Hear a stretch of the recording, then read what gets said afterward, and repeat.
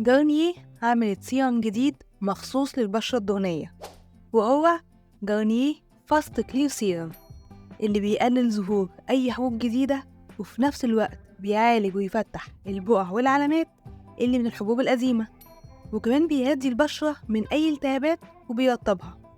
إزاي بيعمل كل ده في نفس الوقت؟ ده لأن فيه 4% من 4 مواد مهمين جدا للبشرة، واللي هما ساليسيليك أسيد وفيتامين سي والنياسيناميد والAHA. طب دول بقى هيساعدوا بشرتك إزاي؟ بص يا ستي، الساليسيليك أسيد ده من أهم المكونات لعلاج الحبوب، وموجود في كتير جدا من الكريمات والغسولات لعلاج البشرة الدهنية، وده لأنه بيفتح المسام وبينضفها وبيقضي على البكتيريا اللي بتسبب الحبوب. فيتامين سي اللي بينور البشرة وبيفتحها. النياسيناميد اللي بيقلل أي التهابات وبيهدي البشرة. الAHA أو الألفا هيدروكسي أسيد ده بيجدد البشرة وبيقشر خلايا البشرة الميتة.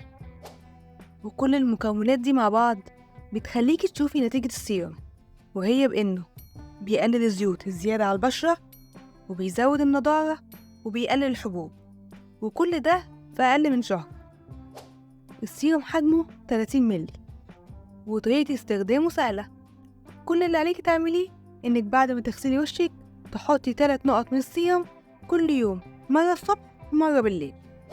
بس وانتي بتستخدميه لازم تاخدي بالك من كام حاجة مهمة، زي إنك تبعديه خالص عن منطقة العين، وإنك الصبح بعد ما تستخدميه لازم تحطي سانسكرين مناسب لبشرتك، وبالليل لازم تستخدمي بعديه كريم مرطب لأنه ممكن يسبب شوية جفاف.